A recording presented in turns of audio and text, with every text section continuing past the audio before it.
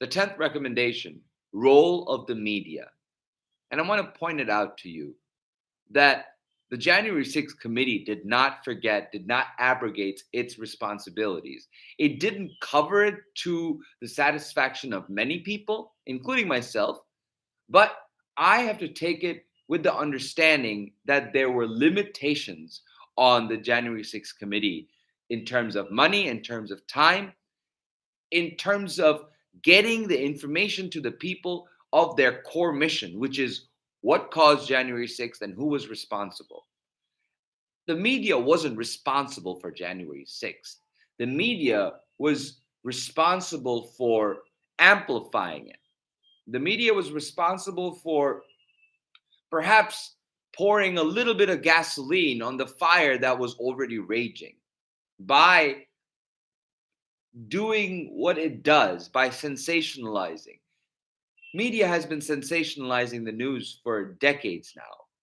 And the fact that they did it again on January 6th isn't really out of the ordinary. The fact that they monetized the insurrection isn't really surprising.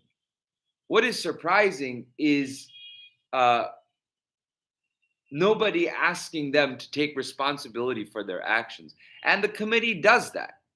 It is up to federal agencies, it is up to people of the public, it is up to the press themselves to get their ducks in a row.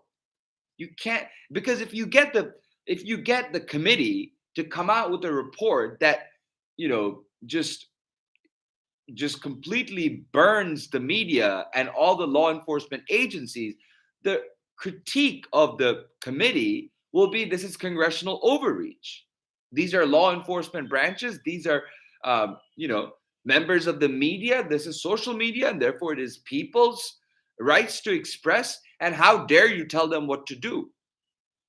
So you have to take that into consideration that the committee had to weigh that, in my opinion, whether they wanted to get into that political argument or not. And they chose not to. And they yet made these recommendations.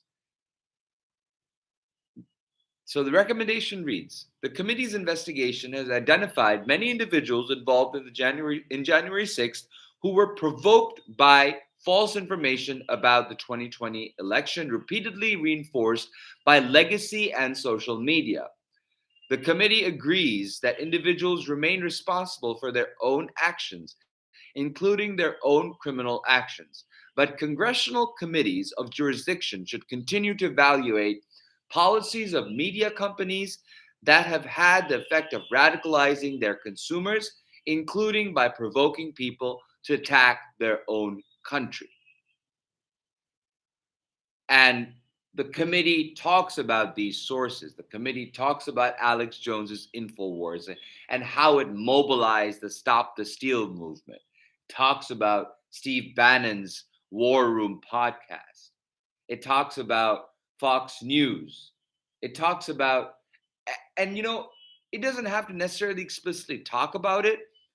There are many other news organizations, whether it be right, far right, center, or even left, that have speculated on the news, that have come up with ill thought out headlines to frame an issue that taints the truth.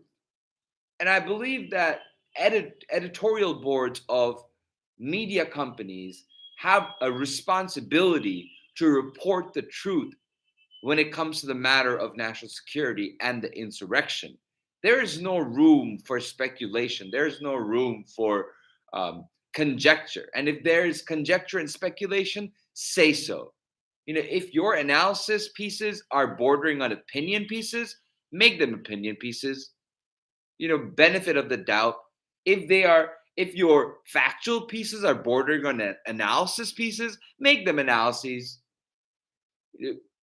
Be safe rather than sorry. Be safe rather than on the slippery slope of taking our country down. Come on.